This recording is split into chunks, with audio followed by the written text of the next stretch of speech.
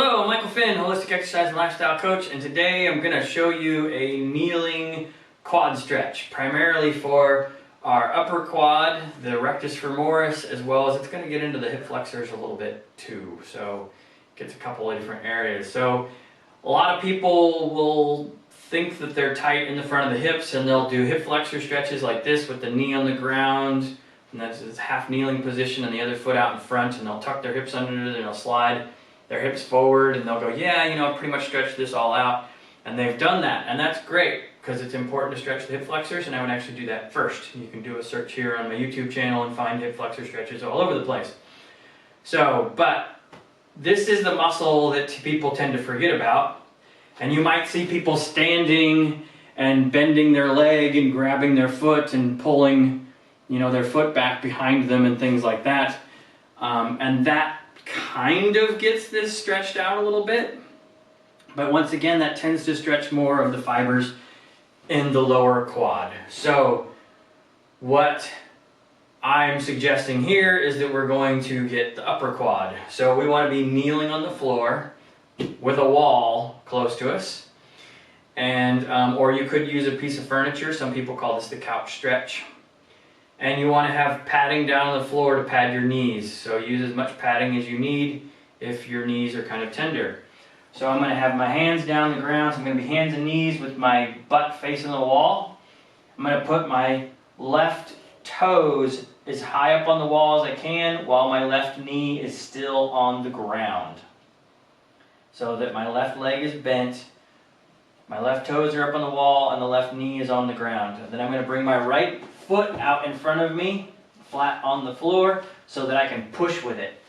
And so I'm going to push through that right foot, and I'm going to come all the way up to a tall half kneeling position, and I'm going to tuck those hips under, and then I want to work my way back to where I'm going to try to get my butt to touch my left heel that's up here by the wall. So while I'm tucking everything under, so that I get a nice big stretch through the front of my left quad, up here high.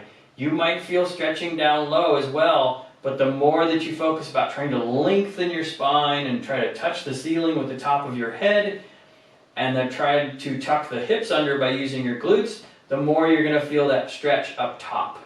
So as well as even if you just ever so slightly move a little bit towards the leg that's in front, that might help with it too. So, but being really, really tall, getting that stretch there, big breaths all the way in and all the way out while you're holding the stretch, okay? And then doing the other side as well, so that you put the right foot up on the wall with the right knee down on the floor, bring that left foot out in front, push through that left foot, and then tuck everything under and work your way all the way back as close as you can.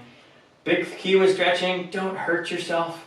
Just get a stretch. That's all you need to do. You don't need to make it painful or uncomfortable or anything like that. Just get a stretch. Breathe. And if you practice your stretching every day, you'll get more flexible. It's that simple. You don't have to make it painful and do it all in one day, because all you're really going to do is just hurt yourself. So just get a stretch. Hold the stretch for a good 30 seconds to a minute, and then relax and come out of the stretch. So that's the way that we stretch the rectus femoris. It allows us to work our glutes better, so because it's not going to restrict our hip extension, which is very important for working the glutes. And then if you play sports and you're sprinting and running and all that kind of good stuff, very important to stretch those rectus femoris as well as strengthen them, so that the hips can work better and we can get bigger push, as well as we need to strengthen them because they help with bringing our leg back forward for the next step. So if you have questions, make sure to reach out to me either by email or some other way. You can find more information on my website at finfit.com. Please subscribe and ring the little bell. You'll find lots of these things in my strength and speed programs. And I hope to see you all in the next video, and have a happy and healthy day stretching your rectus femoris.